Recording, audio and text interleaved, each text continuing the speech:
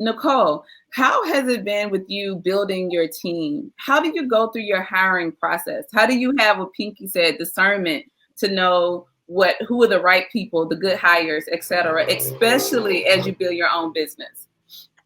Well, it looks like there might be a spot coming in before that. I don't want them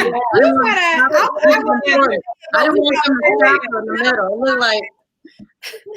looked like there might be I'll say it quickly. Okay.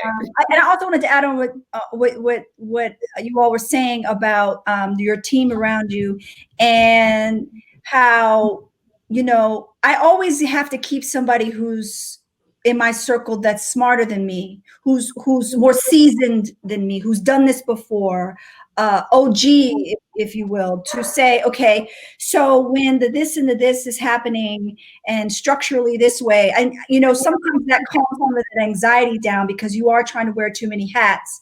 I need a little bit of experience in my camp and a little equality in my camp too, like my peer group, and we're helping each other out.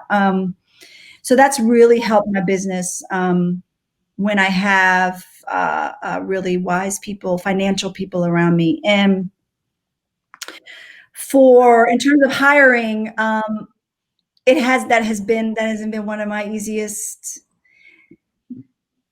accomplishments because, and I'm from Baltimore. I'm like Pinky, like I'm like, I know how to like make something in the 6th grade, put a label on it, sell it, like I have this entrepreneurial spirit. But this is the next generation where, like you said, you interview someone and they have a completely different set of job skills or no job skills, but they're demanding all these things. I don't know if anyone else has experienced this. I don't want to be the grown lady talking about the kids today. Girl, yeah, I went to 150 I'm learning from y'all. Y'all are my OGs right now. So tell me. Everybody's a great presenter. We have access. Everyone can put a deck together, put down what they're going to do, their performance, talk about with their vision, but the execution is just not there sometimes. And then I'm right now, it's a little bit of a sensitive spot because my husband and I, my business partner and I, my manufacturer, we're in a lot of hats right now. We're doing a lot of this stuff ourselves because we've lost a few people who just tanked, because they're like, well, I just thought that's what you wanted, so that's what I did. Everybody can't go. Everybody cannot go. That's Kim gave me that word. Kim Page. Can't go. Yeah, and everybody's disposable. So you've built this baby, right? You've built this wonderful thing, and to other people, it doesn't matter to them, so they don't have the same attachment to it. So, that's the exhale moment. Yeah, that's the exhale moment, and we'll breathe. Y'all, let's take a breath. Yes, let's take a breath. That's a lot. Yeah, but it's going well though, and I've met a lot of great people along the way, and there's some people that are, as we expand, other opportunities are coming to build in a way where the right people are going to be in the right positions. So I'm dealing with that. The same thing. Before you answer that, because I got a good question for you. I want to get this question to Molly first, but I have a really great question for you. Molly, can you share, as you were saying that you getting ready to speak in tongues, and emphatically really agreeing with this whole experience of how trying it can be to build a team, build a brand, and then seeing brands who you couldn't tap into now run towards you. How do you, as an entrepreneur, you're leading something incredibly instrumental for our community, especially for women. How do you make those decisions of who can go and who can't go? Even if it sounds and looks beautiful. They make the decisions. Good. I've never fired nobody from Tree Sun. I went through 150 interns since 2005. Wow. this new company, the agency from the Retina Agency from 1998, when we were just producing music on commercials before all this, immersion in culture and bringing my celebrity friends to the table and talent procurement. Everyone who's risen with me, whether it was now with Earth Girl, the Retina Agency, Stonewood, the new creative space, it was their time to go away from the road I was on. Whether there was a hurtful moment that had to happen for the break to come. Yeah, this is one interesting thing.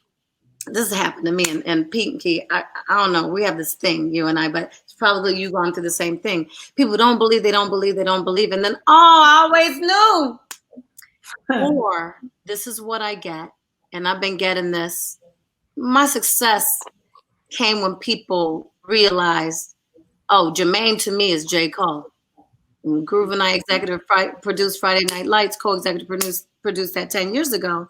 And then we do a Dreamville camp 10 years later, and now there's a Grammy, but they don't see that 10 years before. I was a horrible, if I was Spanish, horrible, horrible boss in the beginning, because my street sense was like, I talk to everybody the same way. This is how we get it done. And not everybody, and I know you doctors, not everybody should be talked to the same way. So for me, how do I choose who comes along on these teams? I'm gonna tell you, one of the first people that I got to speak to in the music industry when I was 19 was Quincy Jones. I said, how do you choose Michael for Thriller? How did you choose Michael? He said, Michael chose me. Wow. And he said, okay. Wow. And he hadn't done Thriller yet. He'd done a lot of other great stuff that most young people in music hadn't done. So for me, I allow you to be who you are. A lot of people say, God, you're so nice, Molly. Like all my New York brothers, my Chicago, you too nice. You do all this stuff. Yeah, because when you're kind, you see who people really are. Mm-hmm. And I don't give you what you give me. I'm going to continue to be. There were times where I've been like, okay, I did all this and I paid y'all and I did all this. I brought you from here to here. I let you train underneath me, gave you decks, showed you how to do this. And now you want to be like, I think I've learned all I can from you.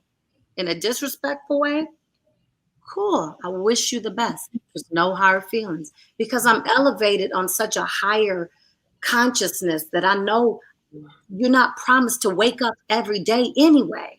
So if I'm worried about this person who I thought was going to be here, I'm not a narcissist. I think sometimes I might act that way a little bit because we all do, because we just want to get this stuff done.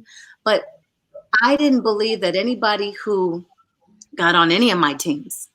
I have Miguel, who's been with me for 15 years. That's unheard of in the music industry. I got Kyle. I didn't believe that anybody was born just to be here for me. If they wanted to be a part of something greater, they're still here. Miguel's still here 15 years later. Kyle's still here a decade later. Ryan's still here, my CPA. There's people, like you said, Pinky, on my team who believe and they see what I'm doing. They're smart enough to know, she's not stopping. Every year she grows, she takes these steps. And they're going to be the people who stay with Jay-Z and Beyonce. With you, Nicole, man, I'm so grateful I stayed. Everybody else who was complaining when it was the beginning, and it's just you and your husband now. And Pinky, it's just you in this truck. It's just the doctors, and I'm just now paying my student loan back and the NBA play. Like all you ladies, you just try to do the best as a leader as you can. And I'm really just learning how to be a great leader. I have to apologize all the time for the way I used to lead. Maybe I did something that made them not want to be on my team, That's a great pause moment and a whole word. A whole word.